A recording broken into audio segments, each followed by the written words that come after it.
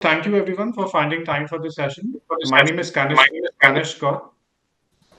I am the founder of India Future Foundation. I'm going to be the moderator for this session on modern threat landscape and the role of next gen endpoint XDR security and SIEM. Now, with me, I have an eminent panel of cybersecurity experts. I welcome Mr. Munir Hassan Wani, Chief Information Security Officer at JNK Bank. Welcome Mr. Bhagwati Prasad Dubey, AVP Information Security at Axis Mutual Fund, Mr. Hetal Presswala, Chief Information Security Officer at Kalpatru Limited, Mr. Kumar Ravi, Chief Information Security Officer at Teleperformance India, Mr. Sandeep Pandita, Head Information Technology at Hero Steel. Thank you, gentlemen, for finding time for this session. We have seen that today the role of Security Operations Center has changed, and new technologies like EDR, MDR, XDR are available today. So SIM has also gone a rapid change with use of artificial intelligence and machine learning. AI-based SIM solutions are popular. Every company which was offering SIM today claims to be having a AI-powered solution. So things have changed. People are better looking for use cases which could provide them end-to-end security, including incident detection, response, and mitigation. Now, this has got a fantastic impact as far as different sectors are concerned. So let's start off with Mr. Munir Hassanwani and try and understand in the context of financial institutions. So, what have you seen the threat landscape? Do you think that has evolved right now? What do you see the role of the next generation endpoint solutions that they could play in mitigating these risks? Over to you, Mr. Munir Hassanwani. Very good evening, and thank you for inviting me to share my thought process across the evolving threat landscape and the role of next generation solutions to actually take care of those threats. So I would say yes, from the financial market perspective in particular, but I would say overall, if we see the general threat landscape has actually changed. The cyber threats have been evolving over a period of time, and what we have seen is that the cyber threats have evolved to the extent wherein both the speed as well as the stealthiness of these attacks have increased, and we have seen it all across various industries, may it be banking and finance, may it be, I would say, pharma, may it be hospitality, may it be ITES. These threats are being means these organizations are being targeted left, right, and center. And in particular, if we talk about BFSI, yes, we are seeing the attack surface has increased over a period of time because of increased digitization, which has happened in banking in the banking domain. Earlier on, we used to talk about customer being localized to a branch or a bank, and now we talk about customer being provided the services over internet, which is accessible globally. And then once the services are emulated from a borderless kind of network, we know that the attack surface has increased, and we have seen huge threat landscape. Means the threats have been evolving, the threats have increased, and it's not only with respect to cyber, it is as well the technology risks which are being now which is actually encompassing this entire threat landscape. Any issue with a technology component or a technology process can lead to any of the banks in a bank run situation, and we have seen recent cases wherein a small technology glitch in any of the component in the banking and finance industry has led to exfiltration of huge cash. So these are the issues and these are the concerns which are in hand. And yes, when we talk about evolution of detection mechanisms or preventive mechanisms, we draw back our attention towards the previous ages, wherein we used to talk about a virus, and then we used to talk about antivirus, and then once the virus started changing, manifesting into a worm or some other kind of propagation started happening, and the evolution of the security products as well came in. For example, we used to talk about antivirus, and then we ended up using the endpoint protection, wherein we were talking about the endpoint should be acquainted with some kind of solution wherein it is not the antivirus only, it is not only the the antivirus, but the endpoint should as well be loaded with, for example, host intrusion prevention system. It should be loaded with, for example, behavior based analytics. It should be loaded, for example, with the firewall onto it. And then we spoke about complete endpoint protection. And now, over a period of time, when we saw the threats evolving, we have seen these defense mechanisms as well increasing. As you rightly said during the start of your session, that this entire this scene is changing, and industry has as well seen graduation from endpoint solutions, from antivirus to endpoint protection to extended endpoint detection and response, and now to extended detection and response. So I would say yes, in order to cater to these stealth threats, we need to talk about extended detection and response, and these are the technology solutions which are available in market, which talk about giving you a complete visibility, giving you a complete control. And not only visibility and control, you can do a better incident monitoring, you can do a better incident management, you can do a better incident response, and you can do a better mitigation of these issues when we are talking about these latest state of the art technologies like extended detection and response and so on and so forth. This is what my take is on it. Thank you so much. I think that was really wonderful the way you've explained some of the challenges which are there and how we should look at addressing. Another important elephant in the room today is data protection and privacy. We have seen that government of India is drafting the new rules when it comes to data protection and privacy, and we've seen that a penalty of 250 crores will be imposed on companies. So this is a large amount, and companies could be waived of a lot of their crown jewels if a penalty like that is imposed, particularly financial institutions because they collate a lot of data. So my next question is to Mr. Bhagwati Prasad Dubey, who is heading information security at Axis Mutual Fund. Mr. Dubey, how do you see protection solutions, particularly like SIM, SOAR, EDR, help you take care of data protection and privacy? Because these are important when it comes to data breaches. Do you think some of these solutions can also help you manage regulatory compliance, which is a big concern when it comes to financial services institutions in this country? First of all, I would like to thanks everyone for giving me the opportunity to speak on such a heated topic which is in the industry right now. And based on my personal experience and in my personal capacity, I would like to say that this is must, which was came from the regulatory side, and now the DPDP is an act in India where all the concerns are raised from the data security perspective. The concerns which were in heart of everybody, like what is going to happen with the data, is now into the papers. Now you know what will happen if your data is lost, and even the person who is collecting the data now, he is also aware if he is not taking care of it, what the consequences will be. Like as you said rightly, it's like heavy, huge penalties are there on the data if the data are collected improperly and are stored improperly or processed improperly. So DPDP is like coming into India right now. It's GDPR was passed uh, previously also. So people were much aware of that, what will happen when it will come. Considering that new technologies like SIEM, XDR or so kind of a thing, those were already complementing this part. But the crux remains you should know where your data is. Once you know where your data is, then you have to structure them out because some of the data are quite in unstructured format right now across the industry. So first, like structuring of the data, then the same sense, those is all security tool and AI will start building a correlation on it, and it will give a top up to it, and it will give advantage of AI or a generative AI, I can say right now. But this is all require a huge effort right now. It is not a click of a game. It will be a big effort for entire industry to bring it to that level of expectation. What is being expected that data after implementing of DPDP, and how industry is going to come out of it.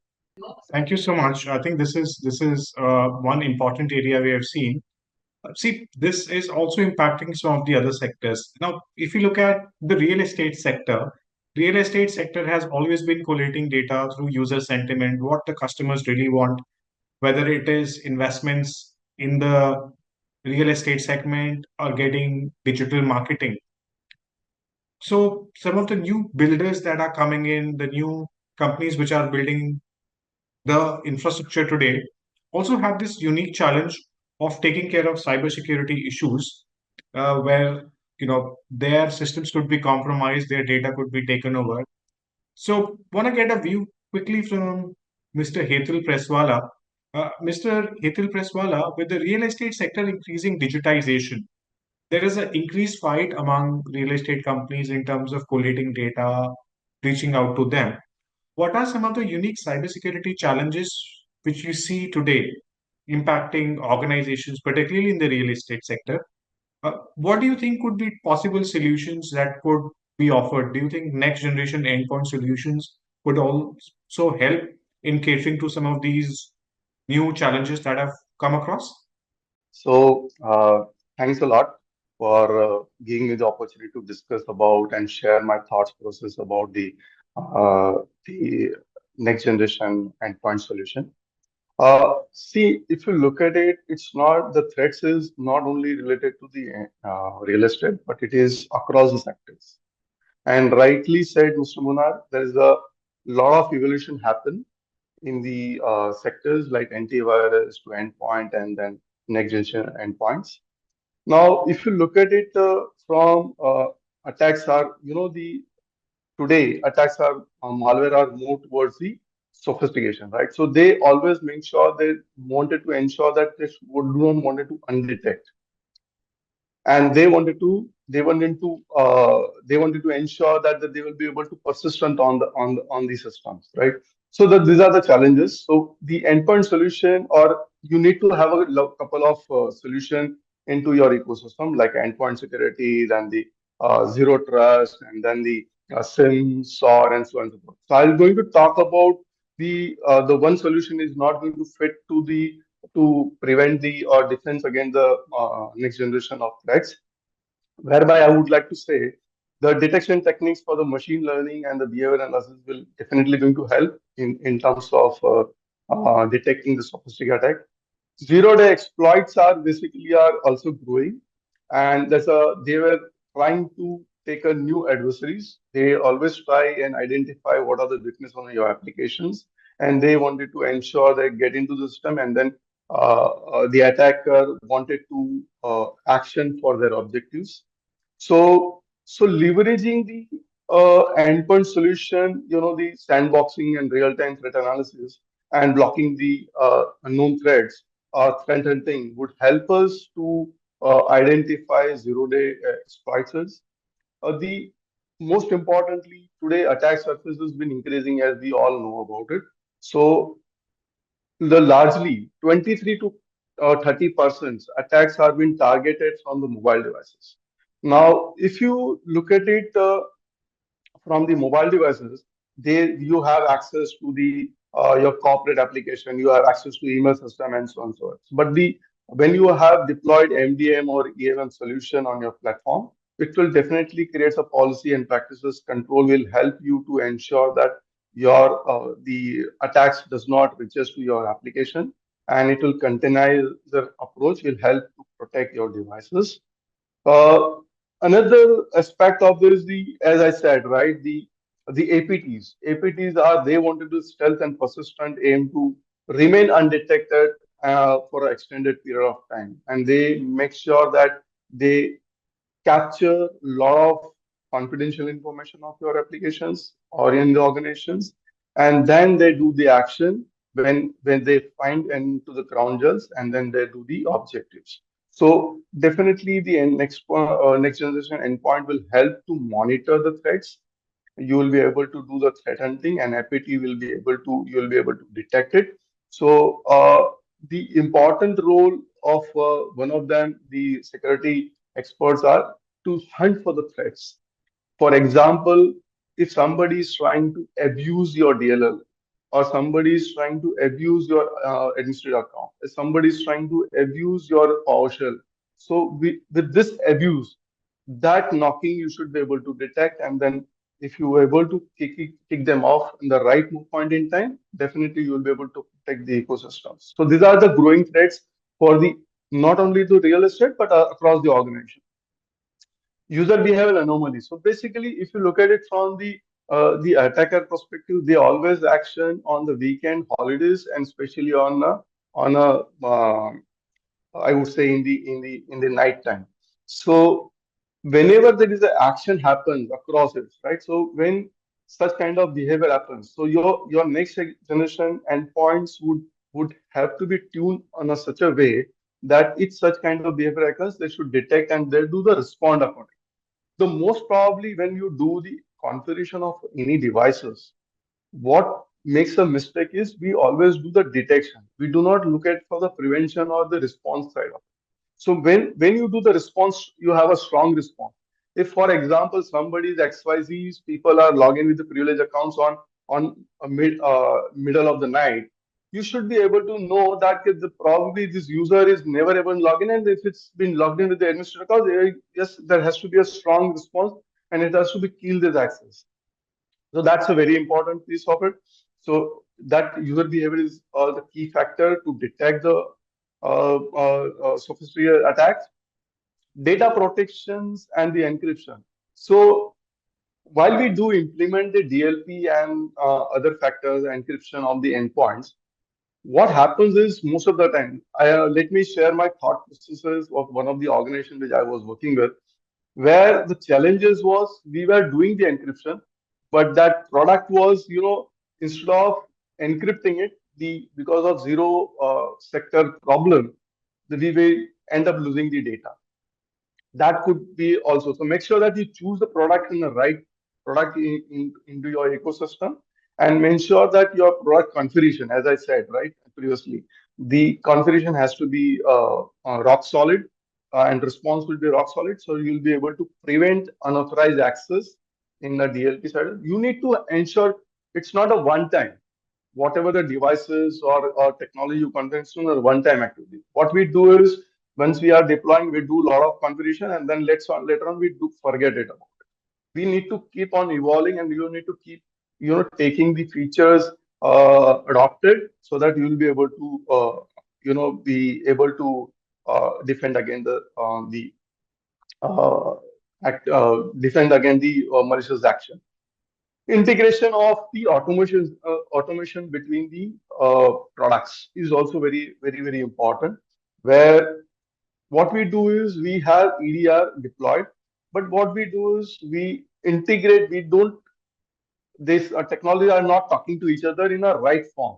So if you have collect the information from various technologies, and then your response would be strong enough to what could be the action if such deviation happens. You need to have deviation rules appropriately, and of course you need to have a regulatory and compliances from banking and other perspective. But in nutshell, if I wanted to tell you the whatever the technology you have, right? In That's not your silver bullet. You need to have need to have a power of technologies available, and security is get effective and maturity will comes if you have proper skills that people available, and continuous monitoring is most important to defend against the threat actors. Thank you so much. Those were excellent points which you highlighted. Those are some of the real challenges in the sector, and the way you've articulated, really explained how you could look at addressing the gap.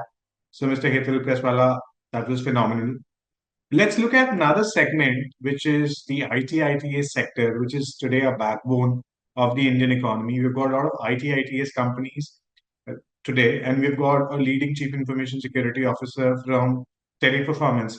Uh, Mr. Kumar Ravi, in the IT/ITES industry, where data handling and customer interactions are key to business, because we've got some heavy competition from Southeast Asia.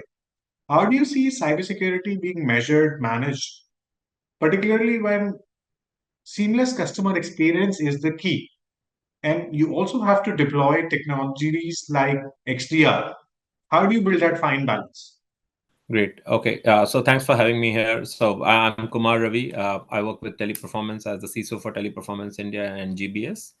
So to your point, what I would say is, security, like any other process, should be built in and carefully designed in the organizational fabric as much efficiently as possible. Because any process, if it is not designed well, I think it will create definitely a lot of roadblocks. It could itself become a bottleneck in the organization. So I mean, security, as I think most of the organizations see, is like another hop in between, which introduces some delay. Obviously, it has got benefits, but I mean, the way business or any end user looks at it is, more of like it's a toll gate. Security is always seen like more like a toll gate. So, I mean, the role of a CISO is, I think, it should be taken care of. The organizational security program should be taken care of in such a way that it creates a seamless experience for the organization.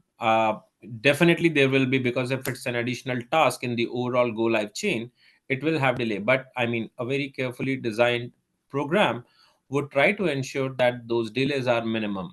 So, I mean, how do we go about it? I think, XDR is one example you took, and I think we'll come to that. But I mean, if I talk about overall looking at it as a program, I think right from the frameworks that you adopt, the processes that you build in, the selection of technologies, I think everything as a well orchestrated program has a lot to, it has got a lot of role, to play into it. So if I talk about the frameworks, DevSecOps, we all know why, because I mean, it makes really the, I would say planning to design to development to release cycle really, it makes it like really, automated and faster. So, I mean, today we have seen that there are like probably release cycles are as frequent as probably it could be daily, if not daily, at least every alternate day in certain sections. So, I mean, DevSecOps is the right approach. If you don't have it, I mean, you will keep struggling because of the lot of nuances in place. Shift left, as we say, is a very good, I would say, framework if you have to make your customer experience, very fine. Because my personal belief is that the time and the effort in implementing and designing a security into a solution is directly proportional to the time gap you have when you start thinking about security. So if your security is by design, if your privacy is by design, you will be less noisy and less poking into the overall development life cycle. Similarly, if you talk about technologies, and if you're talking about the customer experience, single sign-on is a very excellent example. It has been existing for so long, wherein it requires a user not to authenticate again and again if it's like a single database to which it authenticates. So you log into your system once, but if you have to go to your intranet portal, you have to go to your emails, you don't have to log in again and again. So it's nothing but a smarter technology. It's a good experience. Just think of your every IT system that you are accessing, a business application.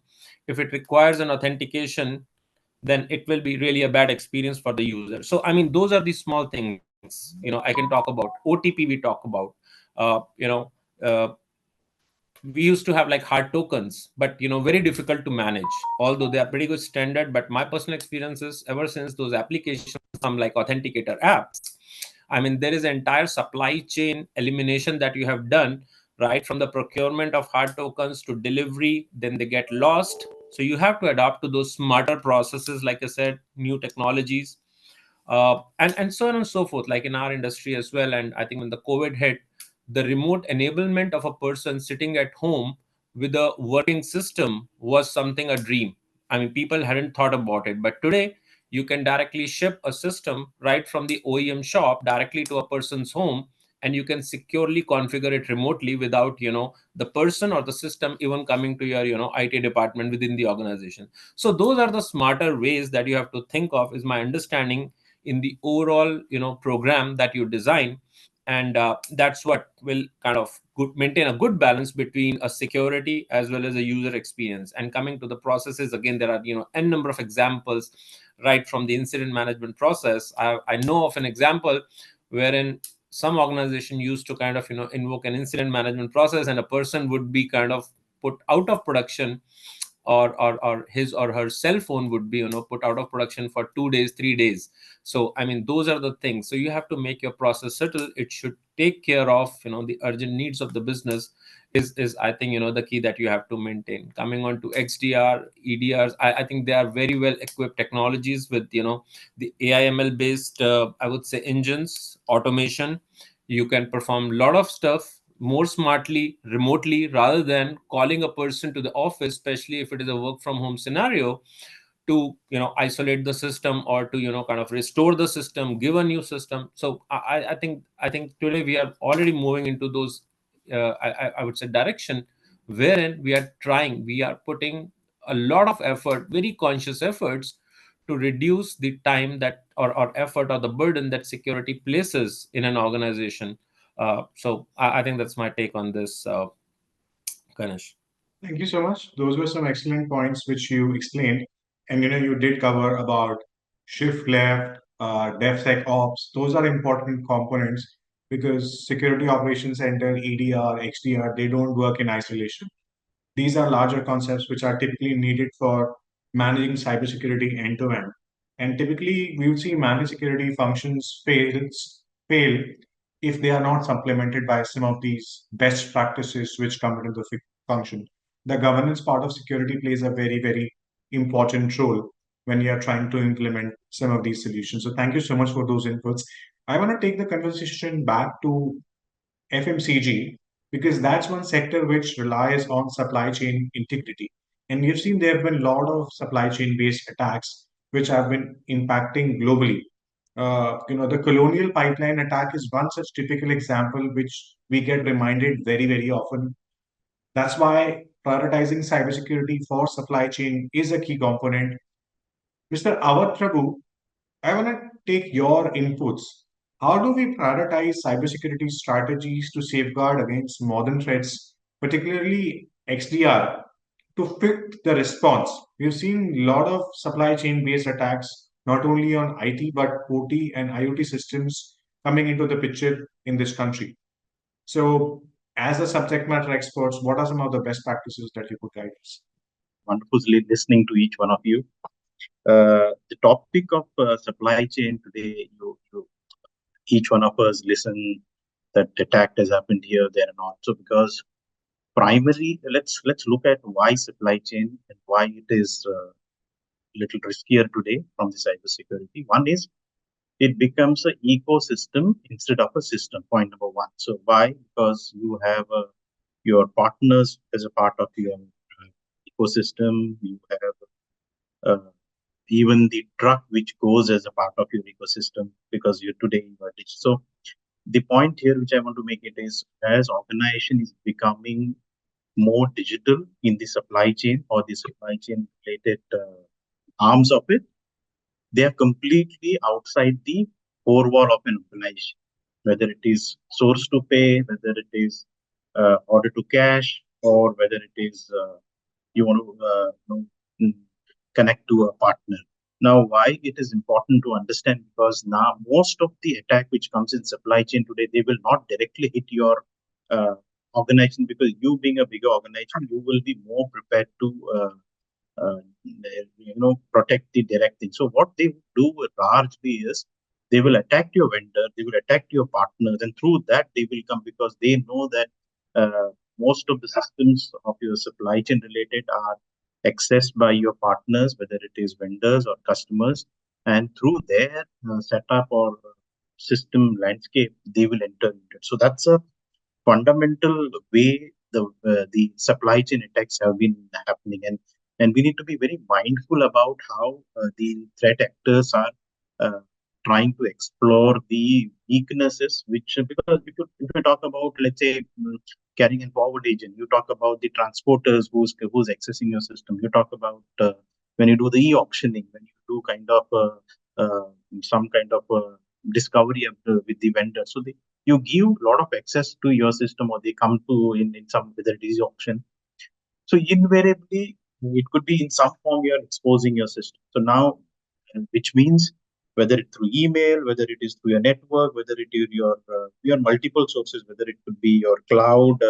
So when you're exposing, you just can't go with the solutions which are old age or the pointed solution. You need to have a solution like XDR, which will cut across the multiple sources of security. Could be email, could be your endpoints, could be your cloud low workload, can be anything. So which will not only collect but automatically correlate, and bring the kind of a response to you. So what it means is solution today, it could be we look at from our setup is zero trust is something which is inevitable in this case.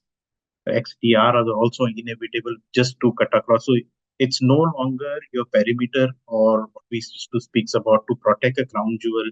You need your perimeter. Today, your identity is your perimeter. So you can't trust anyone who just comes to access. You have to always, keep verifying with the privileges which you are given. So from just solutioning as an approach, you need to look at the platform as an approach. Look at just not the pointed solution, which again, when it comes to integration, gives you a problem. So it needs a proper strategy to work, as Kumar just made a mention of it. The most important part of it here, especially when it comes to whether it is FMCG supply chain or any other supply chain, the weak links are something which they are never in your control, whether it is supplier side or your distributor side or channel partner side. So, which means how do you ensure minimum education to the system, education to this, you know, the people surround you, which is very important. They not only them but your internal. So, education is one of the prime area where one has to focus. And it has not only a data integrity issue, but it has a customer safety also, because now when the trucks are going as part of a distribution, even those your data logger, everything is getting hacked, and sometimes it shows the temperature excursion. It might work with the parameters which might harm the overall safety of the product and all kinds. So just to conclude, three areas which we need to really look at. One is the people who are in this ecosystem needs a proper awareness and some level of education apart of who are away from your organization. Second is you need to have a platform approach rather than a pointed solution approach. It could be one, definitely zero trust and XDRs, but it's a platform. And the fundamental reason why, because today every organization is going digital, but what are we doing is where it's actually intersection of process and technology to create a business value, which is what a digital in a different word means. And when we're looking at the intersection of process and technology, people nowadays prefer a platform approach rather than just a pointed solution. So if for creating a business value, whether it is SAP as a bigger platform or it could be some other platform, you need to also have a platform from the cyber security side to also counter your move towards the digital entrepreneur. So this is number two, where you to look at uh, it. And third is which possibly keep revisiting your whatever you do from the perspective how effective whatever you are deploying the tools or platform technology, keep measuring the efficacy of what you have done it. Otherwise what happens is once you implement it, maybe we'll have some KPI, whether it mean time to detect, mean time to response, and blah blah blah. But those the beyond which you need to get it measured from third party, whether how effective or efficacy is that. So these are some of the areas apart from tools technology. You need to keep it in mind so that it's not that we'll be 100%, but somewhere we will be able to give a confidence to the team itself and to the board of director. And remember, CISO is not the first line of defense. So it's a user, then the technology, and actually CISO comes the third line. So this is what my thoughts. Thank you so much, Mr. Avdut Para, for those inputs. I think these are some important points one has to learn, particularly if you have to secure supply chain. And supply chain is an important area. It's not just FMCG, it's across industries. And today, one of the biggest issue is securing supply chains. And some of the solutions which you have highlighted would really help some of our other leaders in this room who are listening in on what better they could do. Another important segment which is growing in a big way is the manufacturing segment. And from manufacturing, we have Mr. Sandeep Pandita. Mr. Pandita, have you seen that in the manufacturing segment, the critical role which SIEM could play, particularly safeguarding against industrial cyber threats, is an important element. How do you foresee its evolution in the face of emerging technology, particularly with heavy use of Internet of Things and AI coming, right? One of the big elephants in the room is AI. Everybody is talking about AI. Whether it is your CEO, somebody would have spoken to them on AI. You would have a CIO, he would be talking on AI. But AI is also important for cybersecurity, both for defense and for offensive.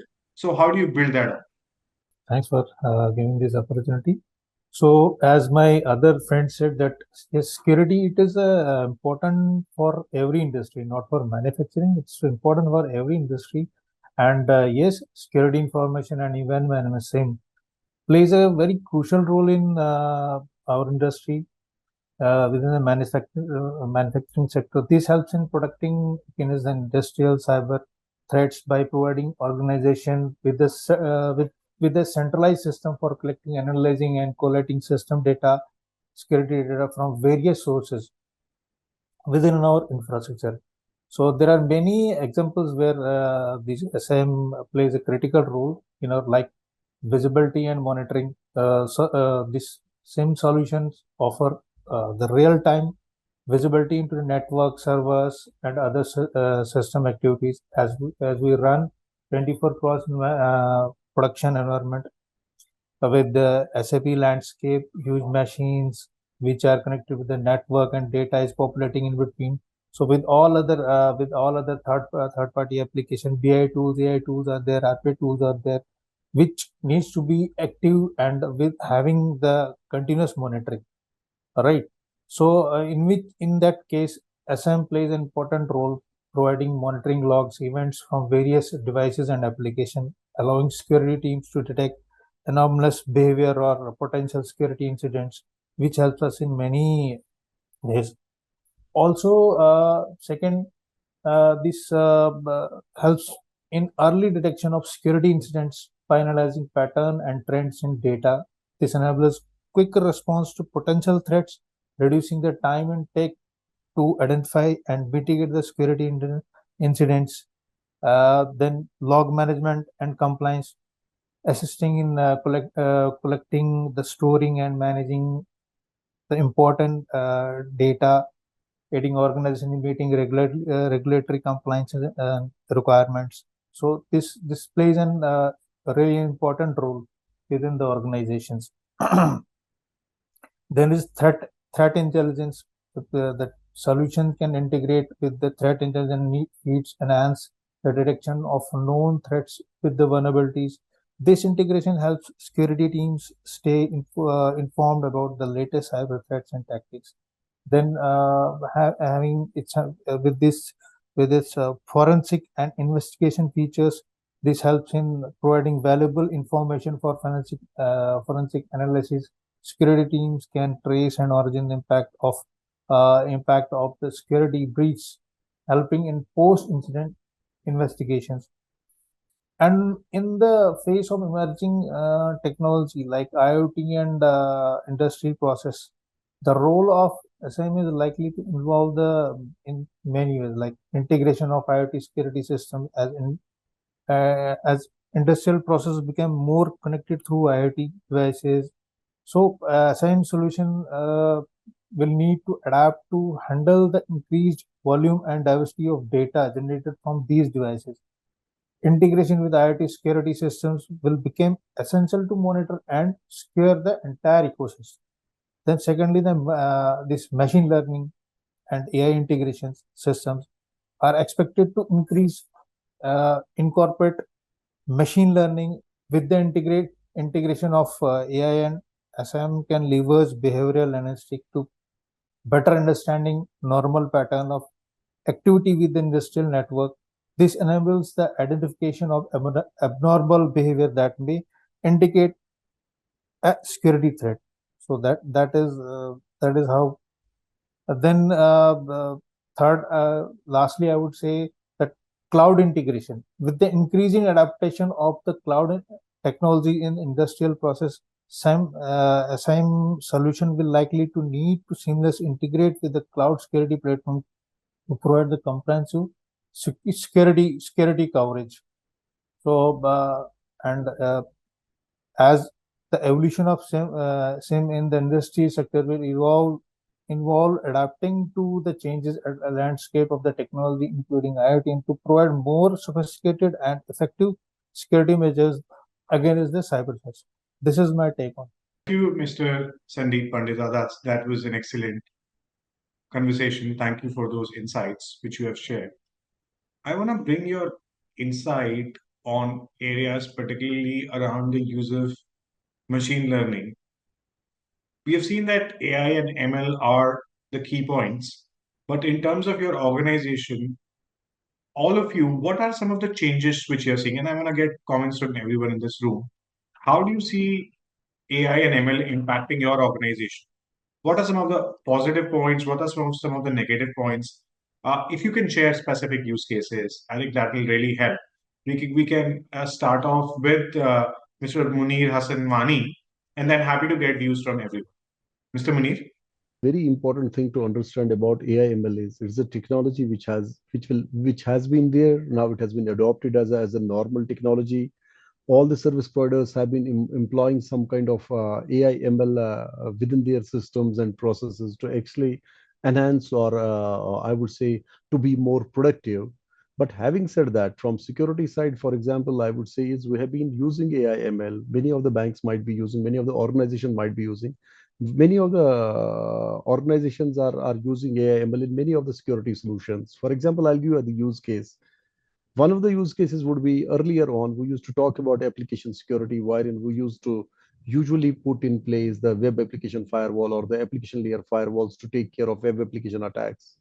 And believe me, means being in this domain for last 28 years, what we have observed over a period of time was, so deployment of a web application firewall is a pain point for any of the security professional because the security professional was to understand the behavior of the applications, the mnemonics of the applications, and then application teams not cooperating or not coordinating in terms of what the application workflow has been. And it used to take at least the average gestational cycle for any of the web application firewall deployment was 5 to 6 months.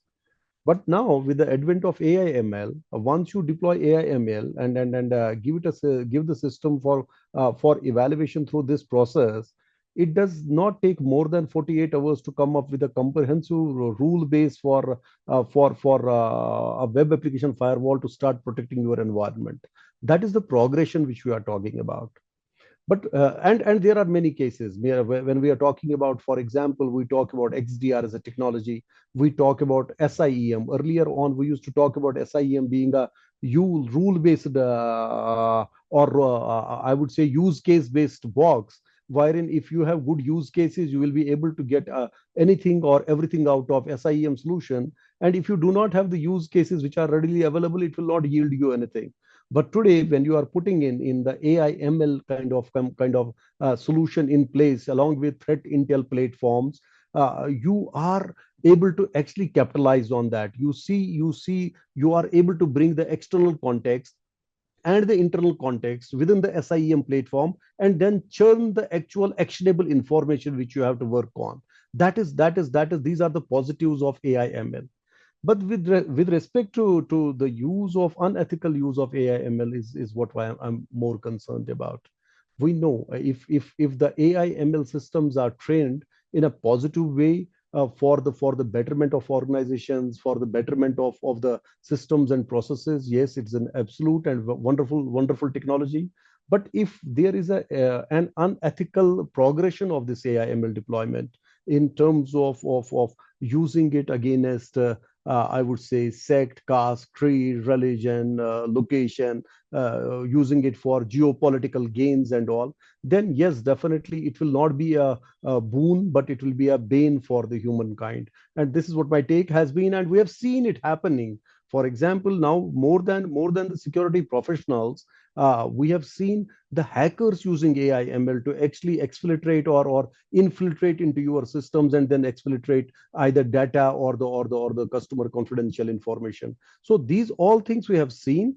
Yes, very important thing is that we have to be very cautious about the uses and abuses of AI and ML, which I would say that's very important for us. Thank you. I think I saw a smile on Hital's face Hitel, I want to get quick inputs from you.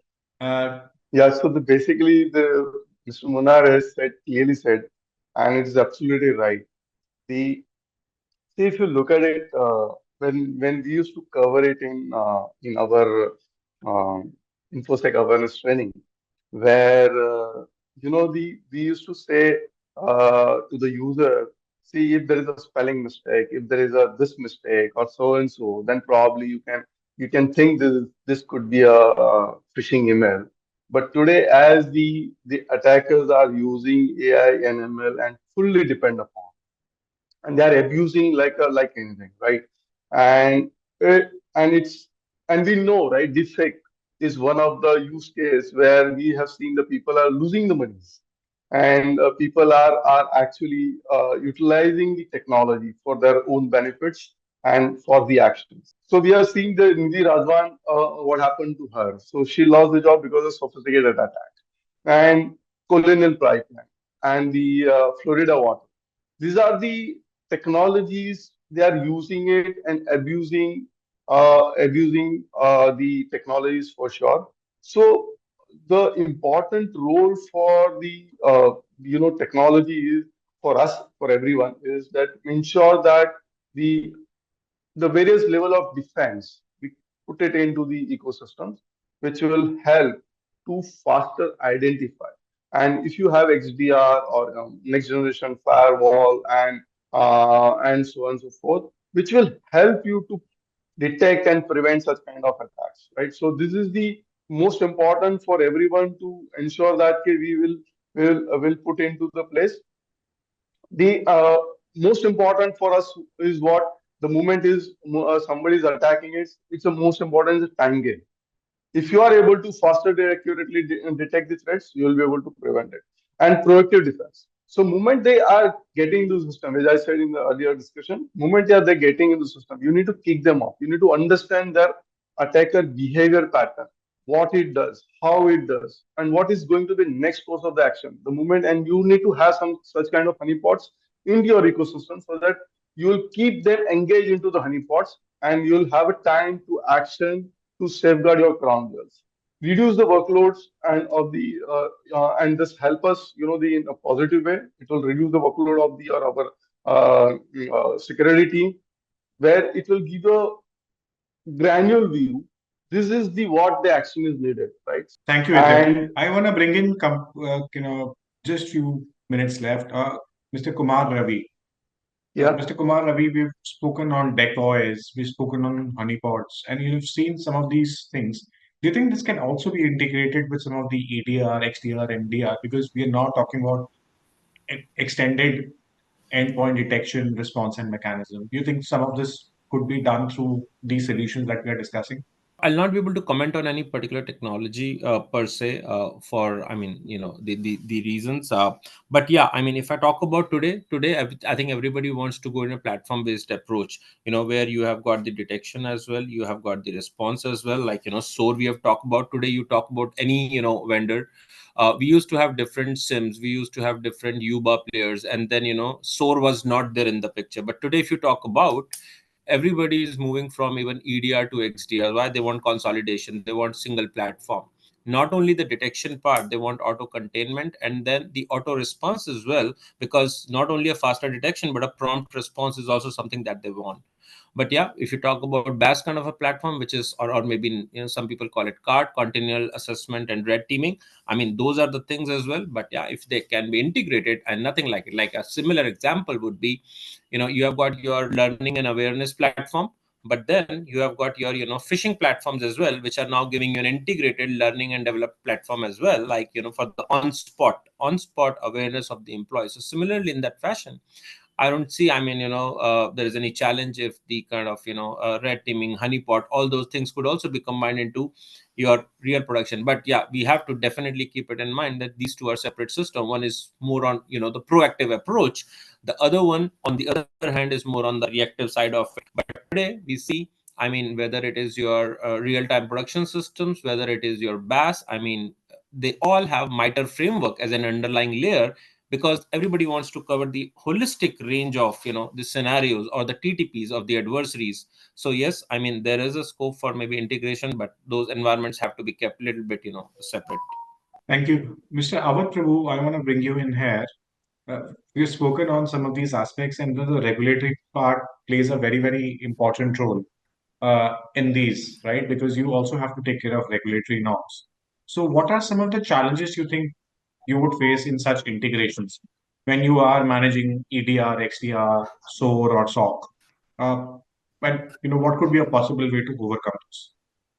I think just to keep it short, very clearly, once you look at the platform, most of and then when I look at platform, it's evaluated properly. Most of your requirement needs to be taken care so that you don't get into too many pointed solution. One, management becomes easy. Second, the controlling becomes much more, and thirdly, get a good cost benefit. Now, coming back to a regulatory, uh, they also today, most of the regulator, they rely on a proven platform where they I don't know, want to take the names of the product, but they exhibit their confidence when it comes to when they see one consolidated solution which takes care of many integrations. Second point is today integration is no longer a worry because everyone is today either throwing out API or consuming the API, whichever way it is. So that problem is no longer exist. And then if that problem exists, then don't choose the product which your product or platform is choosing. So third part of it is we have seen the learning curve and the competency which you need to build within the organization becomes a little stable compared to you have heterogeneity in the solutions and products. So coming back to a regulator, it becomes if you have a platform, consolidation becomes easy. Your reporting becomes much easy. Whichever regulations which comes up, you get adapted to it very fast. It does not take too much of you know effort within the internal organization, and it also gives a big confidence to your board that you are fairly uh, equipped to not only to detect and respond, but also internal your measurements, internal reportings uh, becomes much easier. So that's the way when we talk about regulator, they may be from the especially from maybe could be SEBI or could be your RBI regulations, or even keep aside the other regulator which are industry specific, could be pharma, could be food and they also today get into such kind of system to see for three important reasons. If it is pharma, then it is more into the data integrity, product quality, and patient safety. So these are three axes. Similarly, customer safety, data integrity, and product quality for other industries. So the each one, and then when you talk about the platform approach, they get a lot of confidence. You will be able to produce as fast as possible the ask of the report, the review mechanism, the logs. You want and today platform they come with the uh, large language model, because erstwhile we seen the product which has AI ML capability, but even underline if you say there may be because of a very limited data set, it becomes an enhanced version of the rule base. But now, when we talk about the large language model also becoming the part of this platforms and all, it becomes a real good solution. So that's my. Those are very important aspects. Uh, Mr. Sandeep Pandita, do you want to share your inputs on some of these areas that we are talking? Integrating the cybersecurity measure, as my friends already discussed about this, that security measures plays an integration vital role in the any organization, and integrating cybersecurity measures with regulatory compliance is a critical aspects of ensuring that organizations meet legal requirements and industrial standards. This involves regulatory assessments, gap analysis, continuous policy developments, risk management, security control, update their security policies, implement their control implementing, and especially and more important is training and awareness. So that is the more important aspect which we need to provide the regular cybersecurity training to employees to ensure they understand the roles and responsibility in maintaining compliances. Awareness program which are very crucial for preventing in our case in manufacturing, I would say these are the awareness programs are the really very crucial for preventing human related security incidents, and then continuous monitoring and auditing. So these are the aspects which are very much important. And then if we talk about the challenges in integration, so dealing with multiple and evolving regulations can be complex. Industry often face challenge in keeping up with challenge with existing regulation and adapting cybersecurity measures accordingly. Then resource is the main constraint as of now, which we are facing in our manufacturing industry, allocating that sufficient resource, including personal budgets and technologies to meet compliance requirement, which can be changed, especially for smaller organizations with a limited resource. So that is a big challenge. This is the might.